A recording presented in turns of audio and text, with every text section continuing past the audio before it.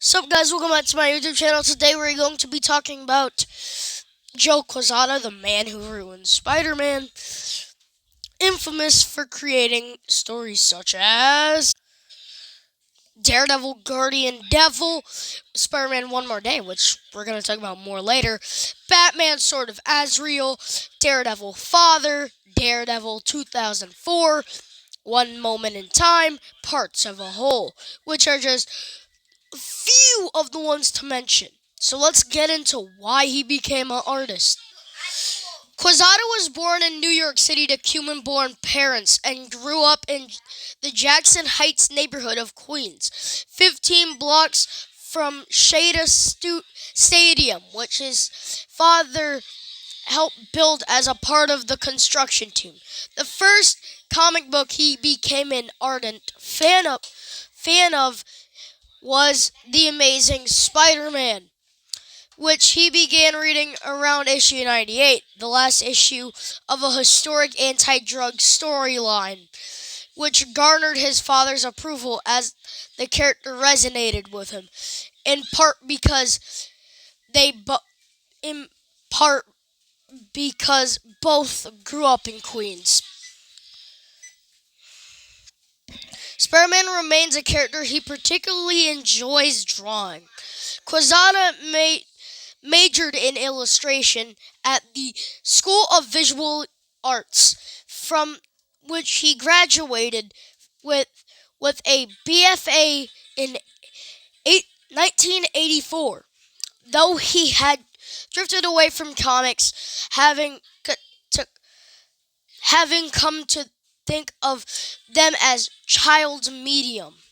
His interest in them was renewed at the age of 25, when a friend who learned of his interest in art showed him Frank Miller's The Dark Knight Returns.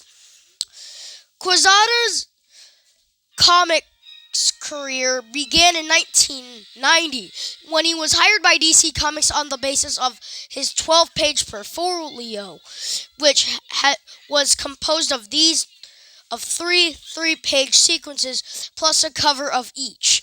These included a Superman story intended to show reviewers from DC Comics that he could handle their characters, an X-Men sequence to display his ability to depict the characters of Marvel Comics and his ability to handle groups of characters, and a vignette of two people having coffee, which Quasada included to show his ability to illustrate non-superhero stories. Among Quasada's earliest widely distributed work was Valiant Comics, specially penciled interiors and covers for Ninjak, Solar Man of the Atom, and others. His art was heavily influenced by Alex Toth, Mike Mignola, and Elifas Mucha.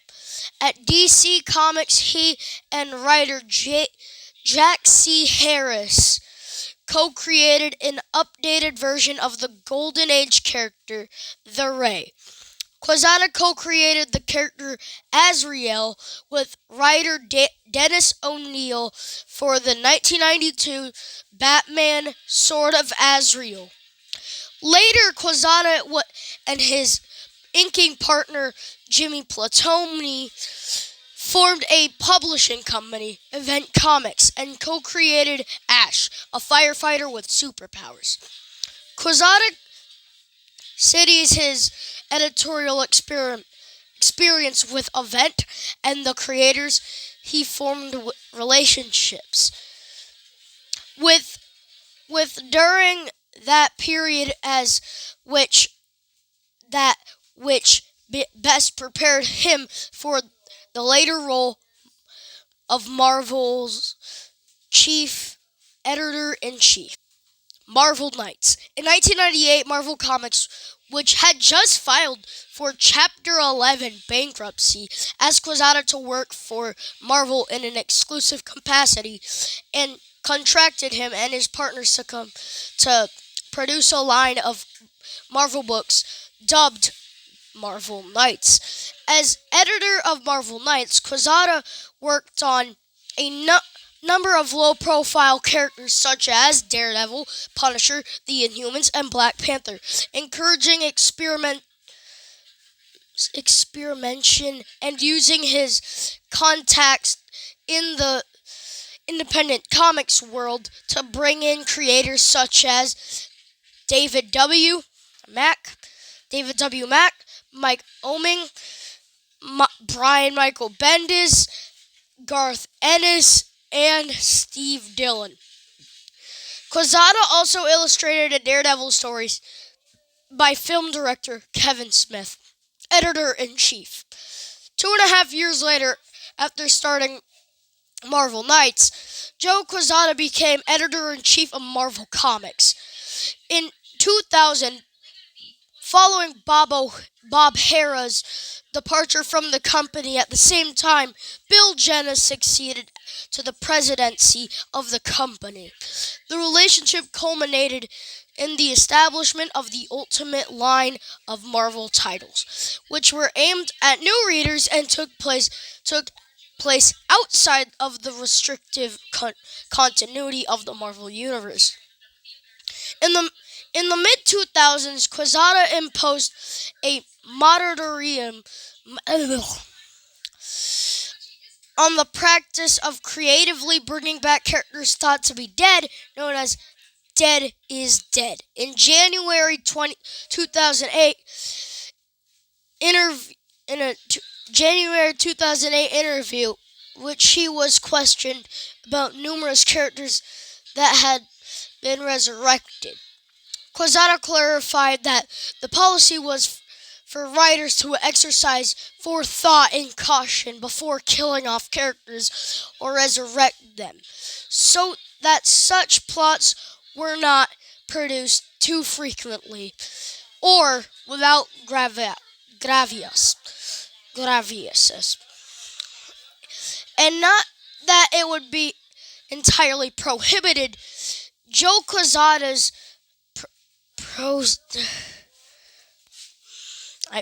I'm gonna skip over that. Predecessor as Marvel chief editor-in-chief Bob Harras canceled and restarted all of the Marvel titles that were not either X-Men related or at a fewer than 100 issues. This was an effort to shore up sagging sales with a new number one issue for the number one issue for each of Marvel's popular titles, issued at a time shortly after the 90s bust of the comic books collecting market. And when Marvel was in throes of bankruptcy, Quasada reserved this policy by showing the old combined issue. Beside the new numbers on covers, the difference between the two issue numbers shown on the cover would always be the number of issues that the series had before Harris restarted it, and then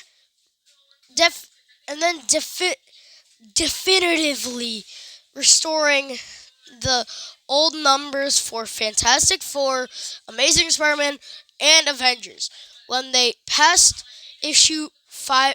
When they each passed the 500 mark. Quasada was involved in the creation of 3 successful Marvel imprints. Marvel Knights, aimed at telling standalone tales with Jimmy Patamoni. Max, aimed at only adult readers with Michael Bendis.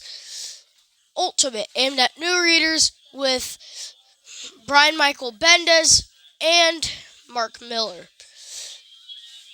Critics of Quasada's policy of emphasizing trade paperbacks, charged that they cannot cannibalize monthly comic book sales because readers may opt to forego monthly series in order to wait for the cheaper collections, not realizing that monthly sales are an indicator to publishers of interest to such collections.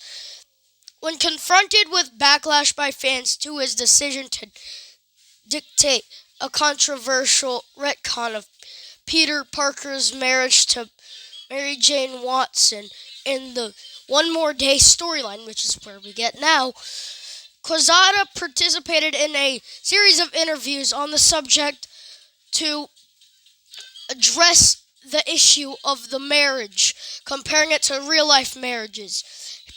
He promoted and praised the MC2 title Spider-Girl for continuing to provide fans with a stable marriage and an expanded family. Through all through Although that title was later canceled and relaunched multiple times, eventually being canceled for good in 2010. In June 2009, Quasada began writing a weekly column for comic books called Cupo Joe, in which he answers every Friday from readers or provides information on Marvel projects. On February 10th, 2010, Quasada issued a public apology for the content of Black Panther 602, which had drawn condemnation from National Tea Party leaders for its depiction of an apparent Tea Party protest, and the black superhero Falcon reacting to it by saying that he would not be welcomed by a crowd of angry white folk. At issue was the slogans on some of the signs held by the protesters. Quasada stated that future reprints of that story would have the offending material omitted. So that's going to be it for today's video. I will see you guys tomorrow.